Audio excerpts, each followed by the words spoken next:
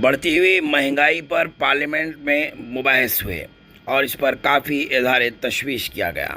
مختلف جماعت کے قائدین نے مسائل کو اٹھاتے ہوئے خوردنی اشیاء کی بڑھتی ہوئی قیمتوں کو کنٹرول کرنے پر زور دیا۔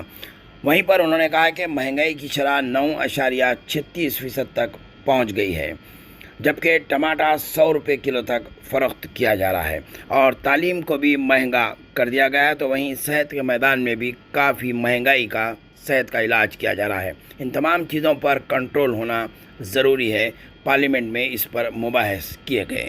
اپوزیشن قائد راہل گاندھی نے مودی حکومت پر الزام لگاتے ہوئے کہا ہے کہ مودی حکومت کے سبب ملک مسائل سے دوچار ہیں، نوجوان بے روزگار ہیں، کسان پریشان ہیں، اگنی ویر کے لیے پینشن نہیں، بجٹ سے عوام کا کافی نقصان اور عوام ناخوش ہے۔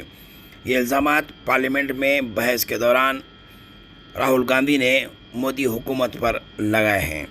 تو وہیں انہوں نے کہا کہ 6 افراد کے گروپ کا یہ ایک چکرویو ہے جو ملک کو اپنی چکر میں لیا ہوا ہے، اور اس چکرویو کو انہوں نے توڑنے کا عزم بھی کیا ہے۔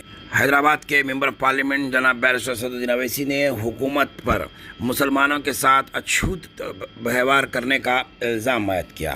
انہوں نے کہا کہ مودی حکومت نفرت پیدا کر رہی ہے اور دستوری حقوق دیے جانے سے اعتراض کر رہی ہے۔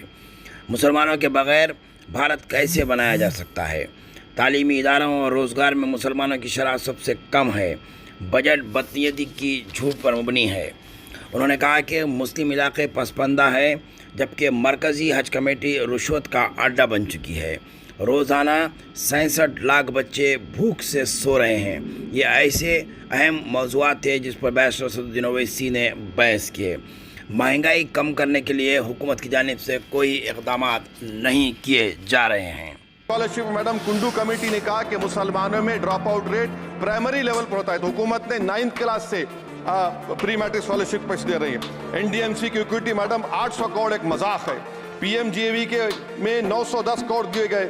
ساری دنیا جانتی ہے کہ جہاں مسلمان بستا ہے گاؤں میں شہر میں وہ انڈر ڈیولپ ایریا ہے، اور آپ مذاق کر رہے ہیں اونٹ کے منہ میں زیرہ دے کر۔ راجیہ سبھا کے کانگریس رکن عمران پرتاپ گری نے بحث میں حصہ لیتے ہوئے کہا ہے کہ مہنگائی کا مسئلہ اتنا زیادہ بڑھ چکا ہے کہ اس بجٹ میں مہنگائی پر صرف 10 الفاظ بولے گئے ہیں، جبکہ ملک مہنگائی کا سامنا کرنا پڑا ہے اور غریب اور اوسط یا ہو یا امیر ہر کوئی اس سے پریشان ہے۔ جہاں ٹماٹر 100 روپے فی کلو فروخت ہو رہے ہیں، وزیر خزانہ کے پاس مہنگائی کے لیے کوئی الفاظ نہیں ہیں۔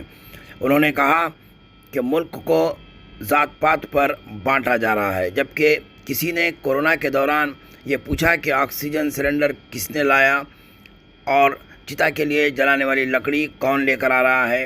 یہ تمام سوالات انہوں نے پارلیمنٹ کے مباحث میں اٹھائے۔ آج ٹھیلا منڈی اور دکانوں پر نام لکھتے ہوئے دکانوں کا بائیکاٹ کرنے کے تعلق سے ایک مخصوص طبقے کے لیے ان کو ٹارگٹ بنایا جا رہا ہے، جبکہ انہوں نے کہا کہ کووڈ کے دوران یہ کسی قسم کا بھید بھاؤ نہیں دیکھا گیا تھا۔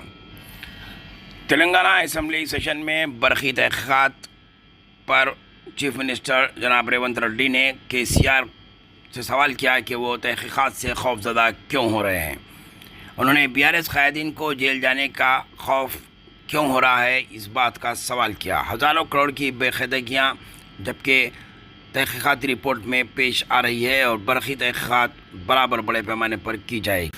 وہیں مجلس اتحاد المسلمین کے فلور لیڈر جناب اکبر الدین اویسی مطالبات زرمر میں مباحث میں حصہ لیتے ہوئے پرانے شہر میں برقی چوری کے الزامات اور نئے فوجداری قوانین کے خلاف اسمبلی میں قرارداد منظور کر جانے کا مطالبہ کیا۔ انہوں نے پرانے شہر میں منی بسز چلانے کی بھی بات کی، تو وہیں عثمانیہ یونیورسٹی کے ڈیولپمنٹ کی ترقی کی بات کی۔ تقررات سے متعلق تمام امتحانات اردو میں کرانے کے لیے بھی انہوں نے حکومت سے مطالبہ کیا ہے۔ سابقہ چیف سیکریٹری سمیش کمار کے خلاف جی ایس ٹی اسکیم میں مقدمہ درج کیا گیا ہے۔ 1400 کروڑ کے کمرشل ٹیکس اسکیم کے معاملے میں سینٹرل کرائم اسٹیشن کے عہدیداروں نے تلنگانہ کے سابقہ چیف سیکریٹری سمیش کمار سمیت 5 افراد کے خلاف مقدمہ درج کیا ہے۔ پولیس نے کہا کہ سابقہ چیف سیکریٹری سمیش کمار کے ساتھ دیگر 4 ملزمین کے خلاف कई कंपनियों के जरिए 1400 करोड़ रुपए से ज़्यादा की जीएसटी की चोरी से मुताल्लिक़ स्कैम में मुकदमा दर्ज किया गया। खास खबरें, आइए हमारे चैनल को लाइक कीजिए, सब्सक्राइब कीजिए और शेयर कीजिए।